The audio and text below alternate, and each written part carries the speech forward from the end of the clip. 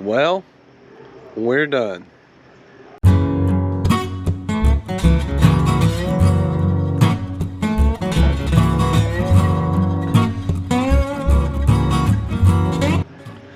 Welcome back. Let me start with an apology. It's been several weeks since I've posted anything. I can't believe how busy my life has gotten once school started and I didn't have the daytime to get things done around here and in the garden. That includes videoing, compiling the video, editing the video, and then getting the video posted. So my apologies if you have subscribed or you keep trying to come back and find out what's going on. Going to try to get a little bit back into the groove here. I think I've been able to figure out how to structure my time so that this can become a weekly event again. When I say we're done, that has several meanings. Let's first talk about the easy ones for how we're done.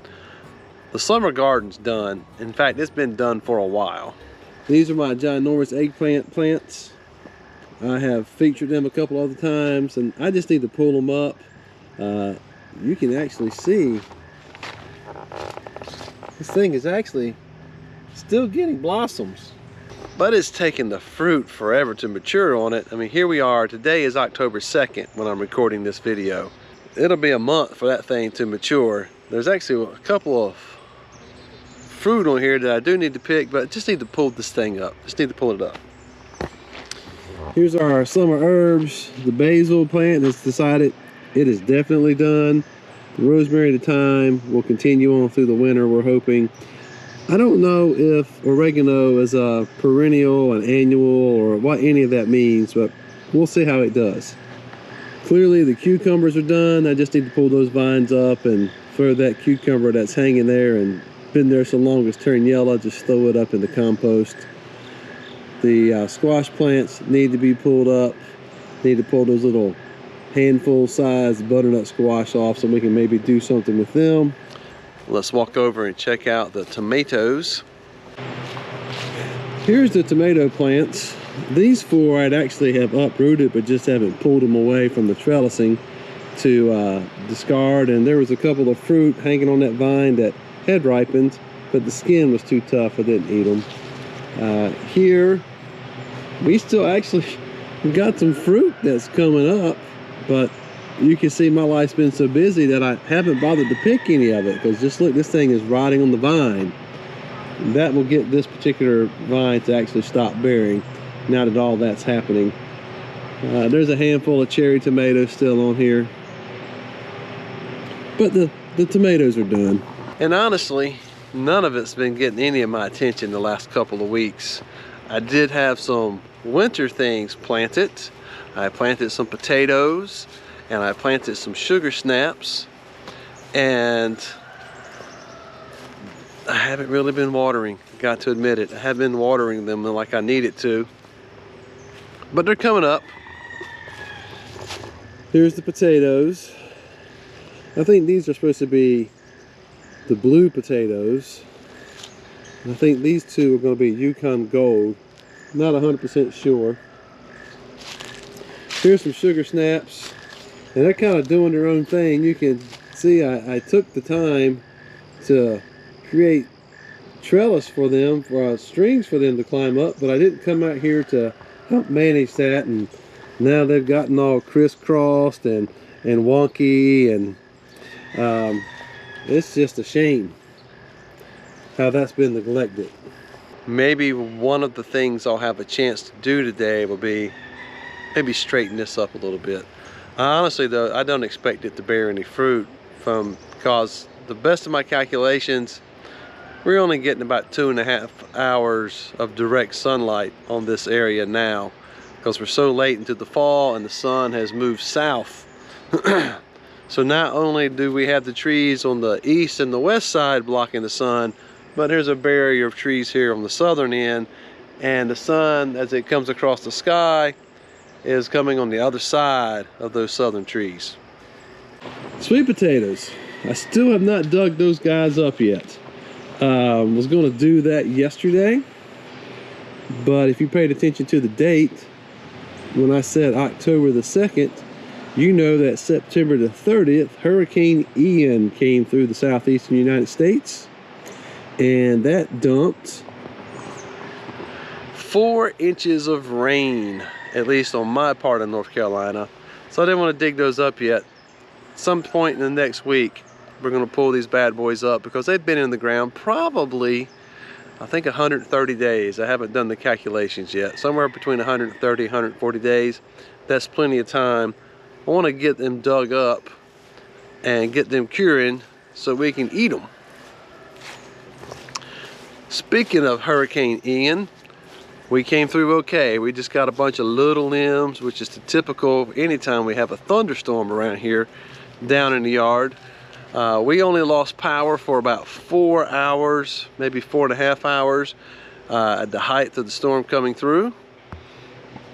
And here's why. Here is the aftermath of Ian, at least for us. This huge pile of brush here is the canopy of 3 trees that came down yesterday across the street from us in the neighbor's yard. We were fortunate enough to be sitting at our kitchen table, enjoying our lunch, heard a big noise, looked out the window and just saw these things falling towards us. Because there's our house right there, and there's the bottom half of the trees right here. The good news is nobody was hurt, which may be the most important part of that. We lost power for about 4.5 hours, but man, that's no biggie. Nobody was hurt, and so we're just really happy about that, and we thank the Lord for that.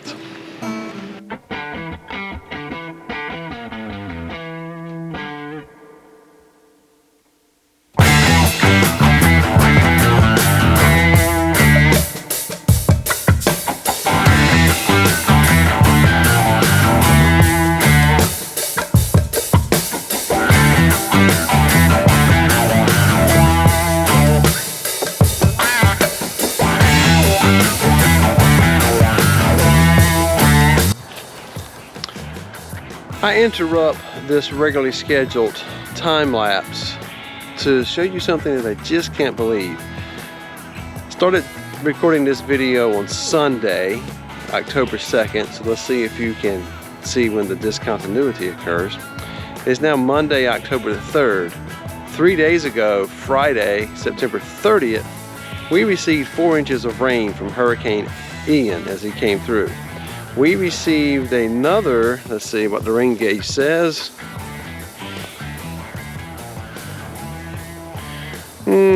Another 1/4 inch yesterday. As I am trying to plant these broccoli and lettuce seedlings way too late. Yes, I know, I just said October 3rd. I cannot believe how dry the soil is in these grow bags for most of them. I don't know if it's the ground they were sitting on that just leached the water out more quickly than others, but so let me show you. You don't have to get very far below the surface to see how dry it is. So it looks pretty wet here on the top, but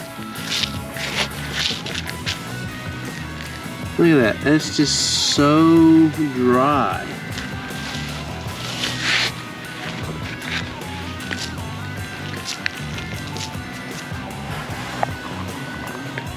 I can't believe why it's so dry considering how much rain we had. The other thing that was interesting is I was planting, that's a really weird angle. There we go. As I was planting one of these lettuce plants in this bag, I found a potato, because remember I had potatoes planted in these bags. Found a potato that I evidently forgot.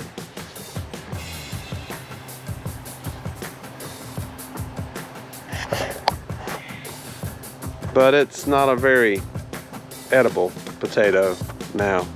So, darn, I hate that. Let's get back to the time lapse.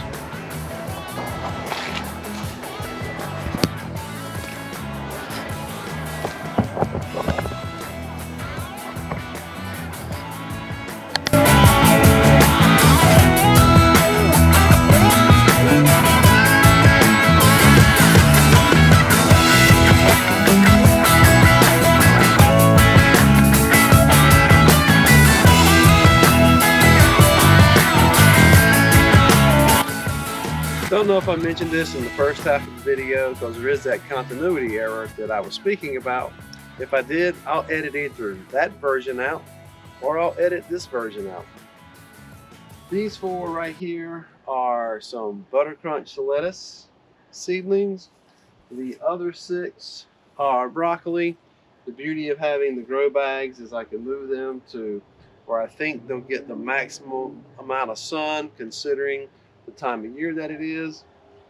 And if I didn't say it already, I didn't really want to do this at this point, but the missus reminded me that we'll never know. It's all an experiment anyway. We already had the seed started.